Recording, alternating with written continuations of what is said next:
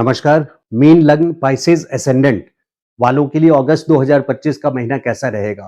देखिए, अगस्त के महीने में आपकी लग्नेश की पोजीशन एक बहुत अच्छा डेवलपमेंट हो रहा है, क्योंकि लग्नेश आपके नक्षत्र बदल रहे हैं और जिस नक्षत्र में अब वो जा रहे हैं 14 अगस्त के बाद से और अगले साल जून तक, यानी पूरे 10 महीने के लिए। इस नक्षत्र का नाम है पुनर्वसु। पुनर्वसु जैसे ये शब्द है, उसी तरह से पुनः यानी फिर से, वसु मतलब सेटलमेंट।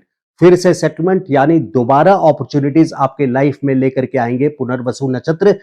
क्योंकि लग्नेश आपके और पुनर्वसु नक्षत्र भी बृहस्पति का ही है, आपके लग्नेश का ही नक्षत्र है पुनर्वसु। तो फिर से अपॉर्चुनिटीज आपको अपनी लाइफ में मिलना शुरू होगी।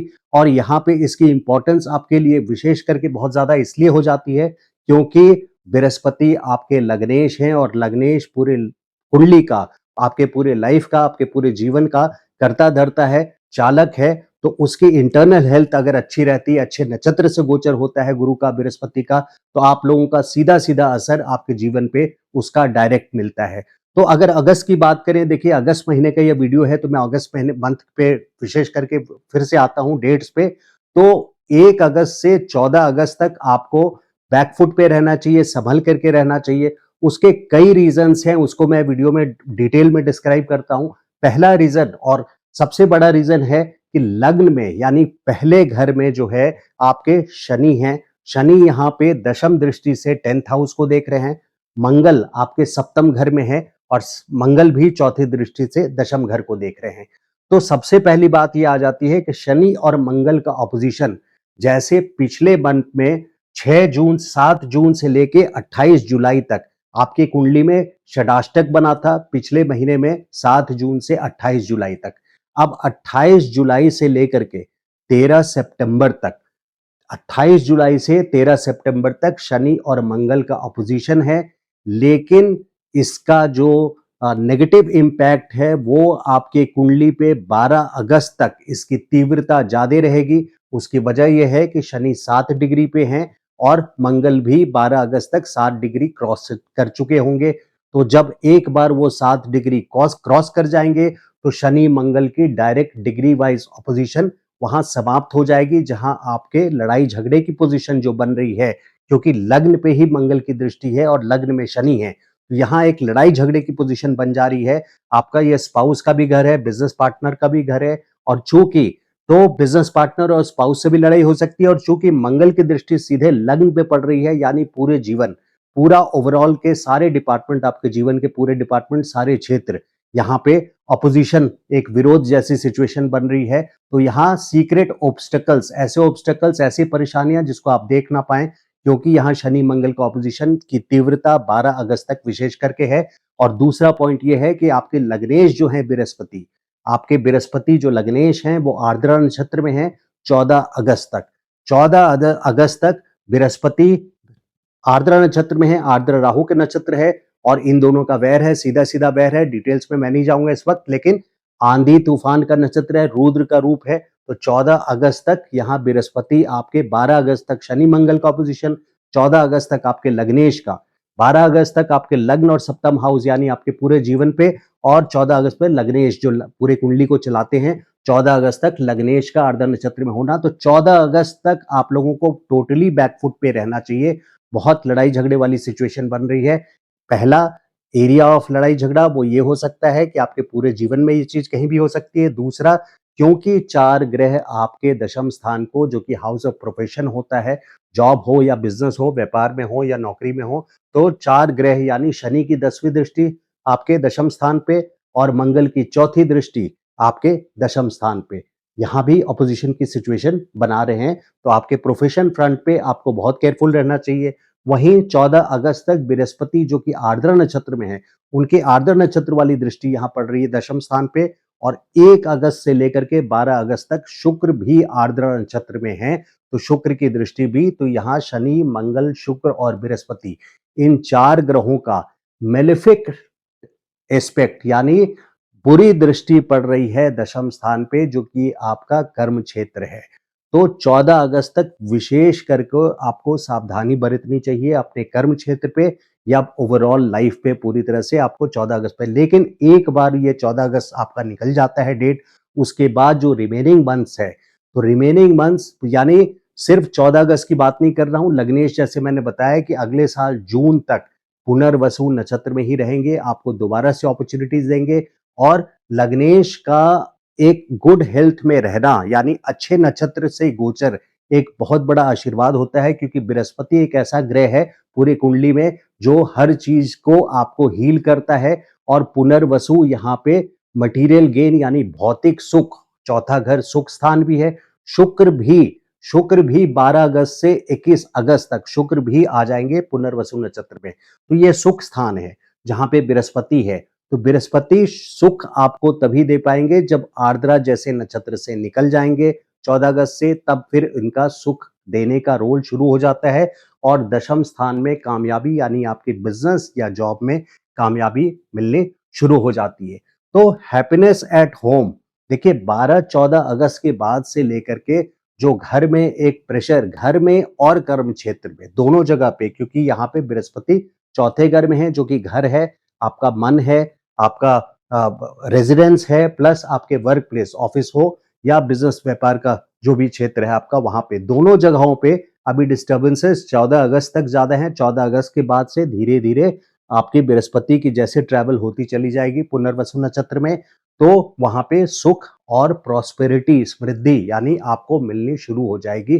बृहस्पति एक बहुत बड़े पिलर होते हैं कुंडली के, और आपके तो लग्नेश ही हैं, तो बृहस्पति की शुभ दृष्टि आपके कर्म क्षेत्र पे, यहाँ पे काम धंधे को नए काम शुरू करने में पूरी तरह पुनर्वसु नक्षत्र के बृहस्पति आपको कामयाबी दिलाएंगे। अगर आपको नए काम शुरू करना है या आपका काम काफी सफर कर चुका है, काफी लॉसेस आप देख चुके हैं अभी तक, तो बृहस्पति का पुनर्वसु नक्षत्र में जाना 14 अगस्त के बाद से लेकर के अगले साल 16 जून तक पूरे 10 महीने का ये फेज है जब यहाँ पे बृहस्पति पुनर्वसु नक्षत्र में रहेंगे।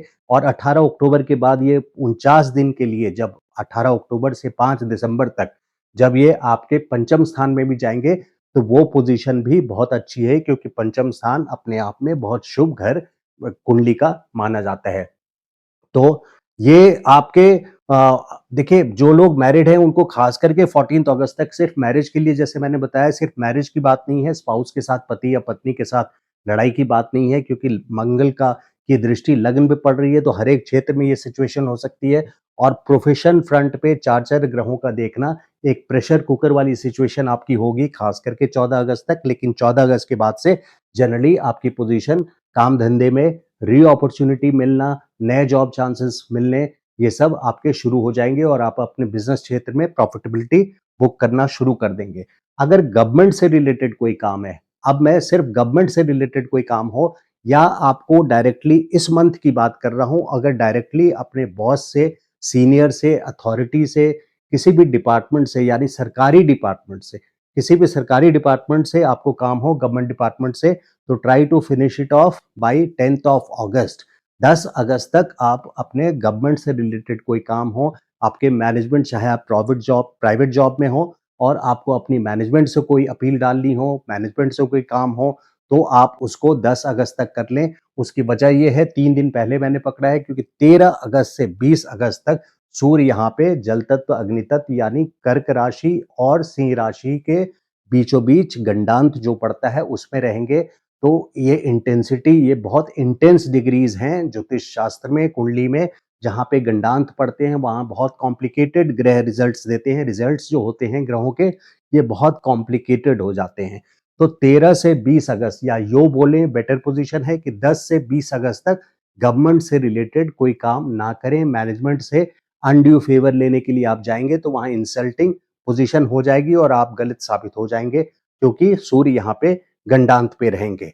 तो देखिए आपके स्पाउस के बारे में मैं बोलूं कि अगर मैं 7वें घर की बात कर रहा हूं, यहाँ ऑफ द टॉपिक में आ गया, फिर भी मंथली वीडियो के अलावा भी, कि स्पाउस आपके कन्या राशि है आपके सप्तम स्थान पे, तो ये बुध की राशि है और बुध की राशि में भी मिथुन और कन्या दोनों बुध की राशि है, लेकिन बुध की राशि में भी कन्या राशि जो है, आपके स्पाउस काफी इंटेलिजेंट होंगे, बट इनके दिमाग में हमेशा बजट बजट और काफी प्रैक्टिकल लोग होते हैं, बट इनके दिमाग में बजट बजट जनरली चलता रहता है। दे आर सक्सेसफुल पीपल, काफी सक्सेसफुल होते हैं आपके स्पाउस और काफी कैलकुलेटिव होते हैं। रिजर्व पे बात करते हैं, नपातुला बात करते हैं, प्रिंसली बिहेवियर होगा, बिकॉज प्रिंस माना जाता है बुध को, जैसे सूर्य राजा हैं, चंद्रमा क्वीन है, रानी है, उसी तरह से बुध जो है वो राजकुमार माना जाता है ग्रहों में, ग्रहों के दरबार में। तो ऐसे समझिए, तो ये आपके स्पाउस के बारे में था। इसके अलावा देखिए राहु आपके 12वें स्थान पे है। अगर किसी के जन्म कुंडली में, ये मान लीजिए कि जन्म कुंडली में यहाँ पे आपके सूर्य है 12वें स्थान पे, और राहु का गोचर इस वक्त आपके 12वें स्थान से हो रहा है, यानी आपके जन्म के सूर्य के ऊपर से होगा। तो यहाँ पे गवर्नमेंट से रिलेटेड कोई प्रॉब्लम आपको बिल्कुल आने ही वाली है। यहाँ से एक जेल की संभावना भी बन जाती है। अगर गोचर का राहु जन्म के सूर्य अगर 12वें में स्थित है, 12th हाउस में पोजिटेड है, तो इन दैट केस बंधन योग बन जाता है, यानी जेल की सिचुएशन भी बन जाती है। और वो जेल की सिचुएशन जो बनती है वो गवर्नमेंट से रिलेटेड किसी टैक्स हो, चाहे कोई भी और गवर्नमेंट मैटर हो, उससे रिलेटेड बंधन योग बन रहा है, तो यहाँ पे ये सिचुएशन आ जाती है। अगर इसके जगह पे मैं दूसरा एग्जाम्पल देता हूँ, यहाँ पे शनि है, तो ये श्रापित युति बन जाती है, क्योंकि गोचर का राहु जन्म के शनि के ऊपर से ट्रांजिट होगा, तो ये श्रापित युति बन जाती है। यहाँ भी बंधन योग होगा, लेकिन पहले में फर्क क्या है कि सूर्य में वो गवर्नमेंट से रिलेटेड है, और यहाँ भी जेल यात्रा करवा सकते हैं। अगर राहु का गोचर जन्म के 12वें स्थित में स्थित जन्म के शनि के ऊपर से हो रहा है, तो भी बंधन योग जैसी श्रापित चीजें हो सकती है, या फिर हॉस्पिटल जाना पड़ सकता है। तो दशा के ऊपर भी आपको डिपेंड करता है कि आपकी दशा कौन सी चल रही है, क्योंकि अगर अभी राहु की दशा चल रही है और राहु का गोचर 12th हाउस से हो रहा है, तो ये आपके लिए फेवरेबल नहीं होगा। वहीं अगर खास करके आपके बृहस्पति की लग्नेश लग्नेश की दशा चल रही है, जो बृहस्पति है, तो 14 अगस्त, जैसे मैंने बताया, खास करके 14 अगस्त से लेकर के आपके 16 जून 2026 तक ये बहुत ब्राइट फेज होगा। और जरूरी नहीं है कि अगर आपकी बृहस्पति की दशा नहीं है तो ये वीडियो आप मीन लग्न वालों के लिए, पाइसेस असेंडेंट वालों के लिए पूरी तरह एप्लीकेबल है, क्योंकि आपके लग्नेश बृहस्पति हैं। तो 14 अगस्त से लेकर के अगले 10 महीने तक आप लोगों का ग्रोथ, डेवलपमेंट और फुलफिलमेंट ऑफ योर एफर्ट्स, क्योंकि आपकी यहाँ से ये बहुत स्ट्रैटेजिक ईयर होता है एक साल का, क्योंकि बृहस्पति की दृष्टि सीधे प्रोफेशन के हाउस पे है। तो ये था मीन लग्न वालों का वीडियो, पाइसेस असेंडेंट वालों का वीडियो अगस्त 2025 का। अगर आपको वीडियो अच्छा लगा हो तो please like my video, and channel को आपने सब्सक्राइब नहीं किया है अभी तक, तो I request you kindly subscribe to my channel. Thank you so much. नमस्कार।